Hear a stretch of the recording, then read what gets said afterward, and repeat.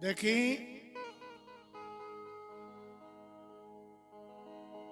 आज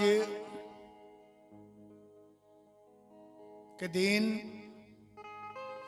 विजय बहादुर चौबे जी के कार्यक्रम ए मंच से प्रस्तुत कई जा रहा बा। सबसे पहले मंगल के मिनिस्टर गणेश भगवान के हमनी का ए मंच पर बुलाओ तनिशन।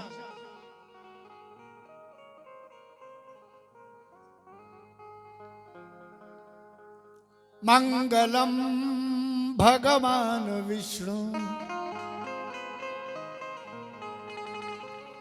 मंगलम गरुड़ध्वज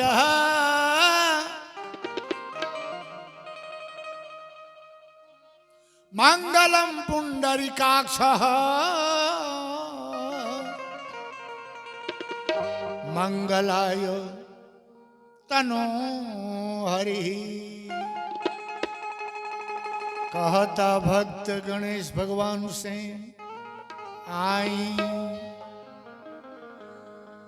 काहे मोहे तरसावो काहे मोहे तरसावो हम बैठिले मनवा मारी के नाइब महफिल में हम मर जाए बिफसरी डारी के।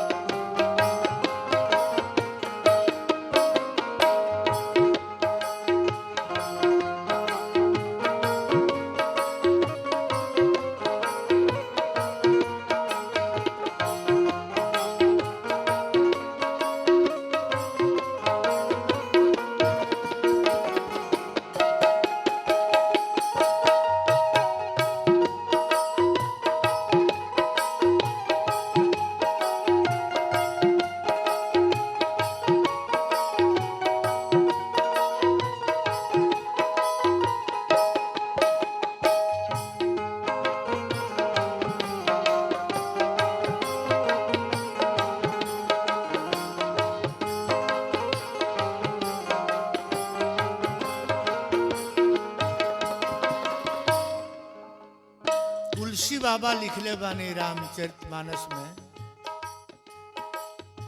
गणेश भगवान के सुमिरन। सीधी सदन गज बदन विनायक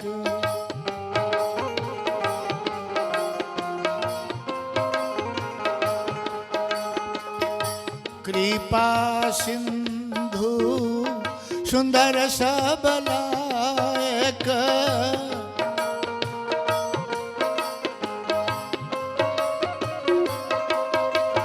मुसवा पर तन धावो मुसवा पर तन धावो हे गणपति जी ललकारी के नाइब महफिल में हमर जाए बिफसरी डारी के।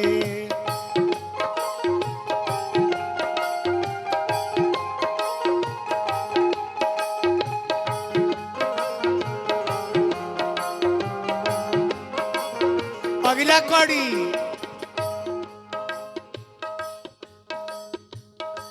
मांगत तुलसी दस कर जोरी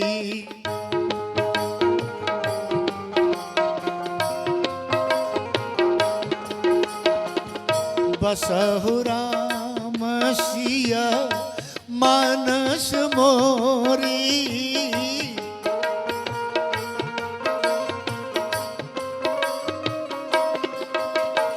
भगतन के तन सुनी भगतन के तन सुनी नया भी कहे सकारी के नाइब महफिल में हमर जाए भी फसरी डार के।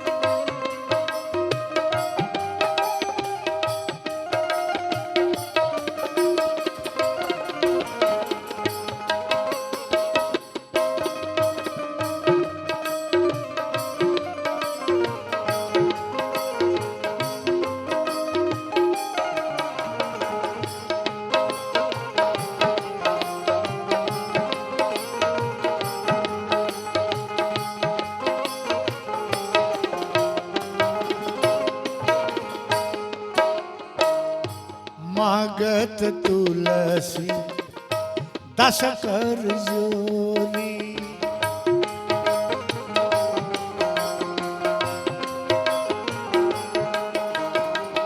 बसहु राम सिय मानस मोरी।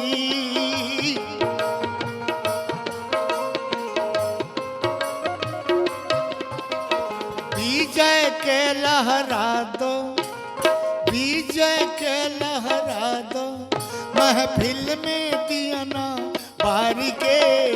आइब महफिल में हम मर जाए भी फंसरी जारी के।